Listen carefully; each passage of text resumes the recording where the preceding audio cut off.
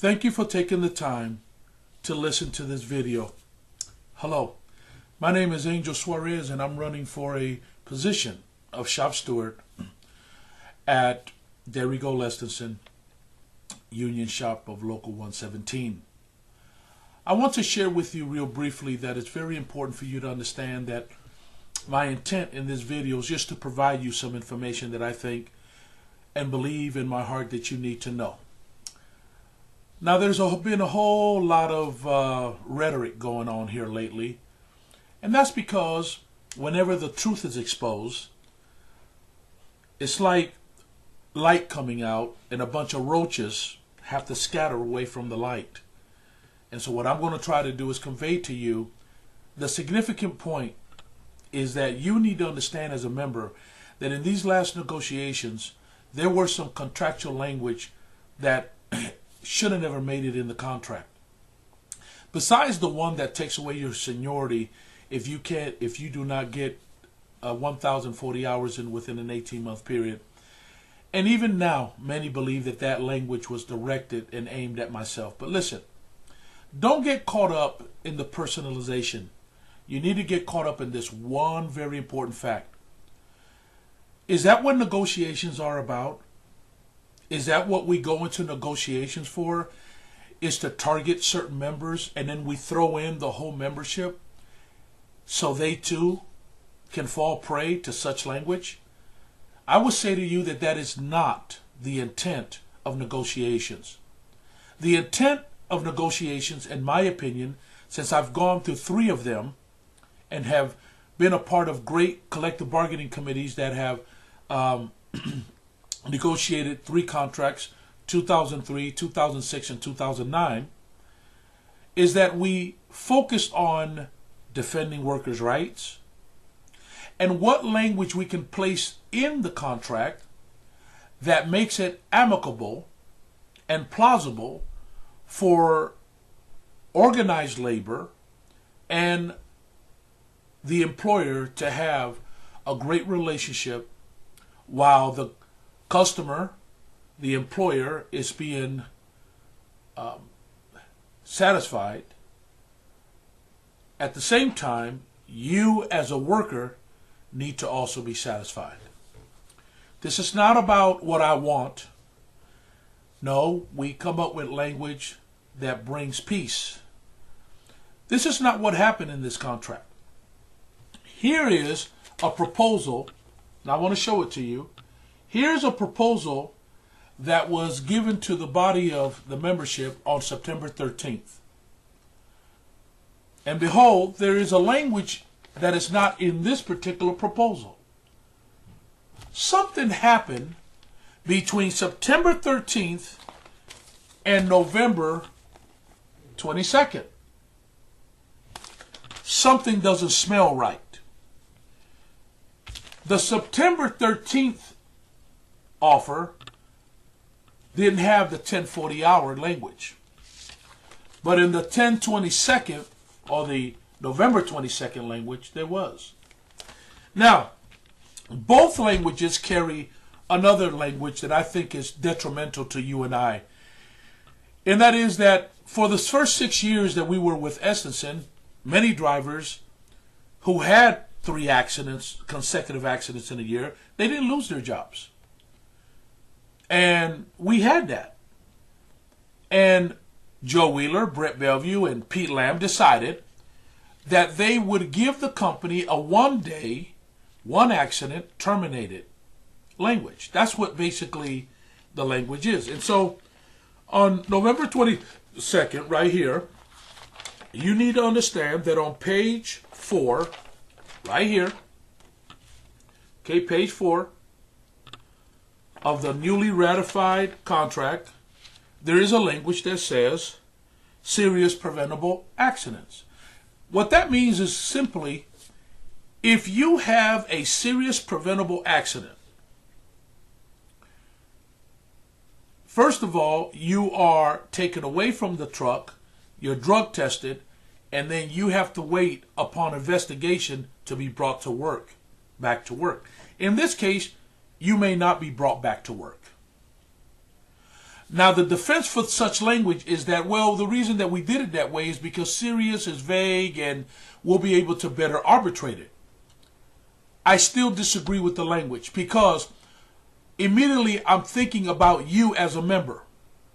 Why should you now be out of work while you are waiting for a grievance process to be finished somewhere between 3 months to a year? You're still out of work. And this is the language that was proposed. Now, I will tell you this, that on December 11th, 2015, I spoke with John Searcy, Secretary Treasurer, and informed him on this language, which I informed him on the language of the 1040 hours within 18-month period. And I also spoke with him in regards to the previous serious preventable accident. I relayed to him the same thoughts that I'm sharing with you now. Now, whether there's something that happens and these languages can be altered or changed or deleted, I don't know. Because right now, the company needs the help of the union in regards to some numbers that need to be changed back to the original intent, and there was some sort of mistake. But the fact of the matter is that we do have some leverage here to either take these languages away or to alter them. Whether that's going to be done or not, I don't know what to tell you.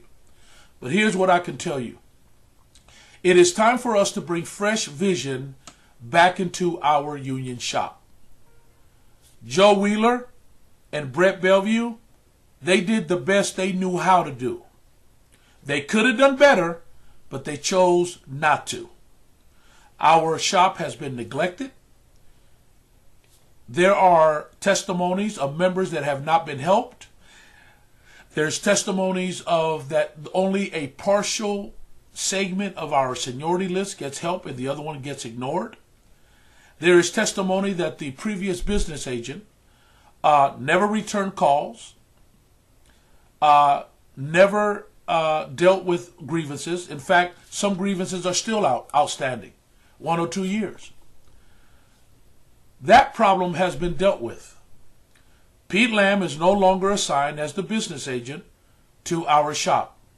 We have a new business agent. His name is Dwayne Collins. And you may now call him at the local and then 206-441-4860 extension 1275.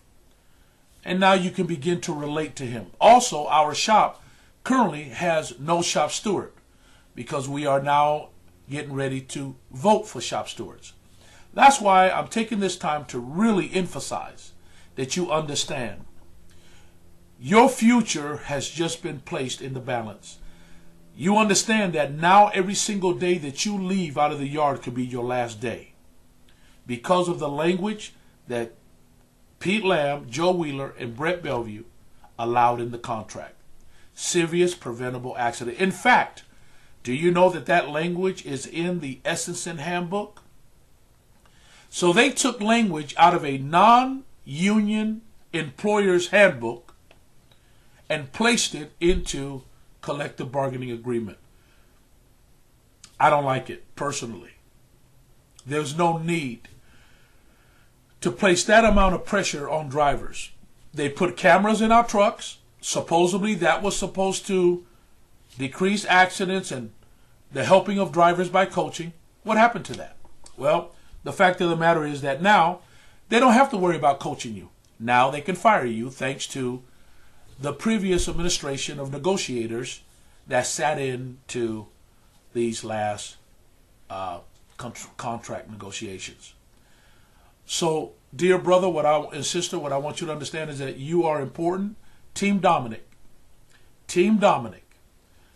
we are the ones that can bring a fresh vision to the shop and begin to cater to you and help you in accordance with our collective bargaining agreement. I hope that you would consider my candidacy for shop steward. I was a shop steward there at the local for 10 years, actually 9 and a quarter years. I served the membership My track record is clear. I would have never signed off on language that will go after your jobs and go after your seniority. Joe Wheeler is tired. He's burnt out. In fact, he's signing up for these elections just because he wants to hinder a particular steward from becoming steward. I don't know about his personal issues, but here's what I can tell you. That's not the right motive to run for this office. The right motive to run for this office is to serve you. And I'm here. I have a track record of serving the members, taking care of you and treating you like the people, hardworking people that you are. And I promise you that if you would elect Team Dominic, there are 3 candidates that you need to choose 2 from: Jim Watson, myself, and Joseph Scoggins, and add 2 individuals from those 3 to join Dominic. Now, I want you to understand that we really care about our shop. I want to leave it better than it was when I first arrived. These languages are egregious, and they are detrimental to you and your hard-working ethics. Thank you very much for listening to this video, and have a great day.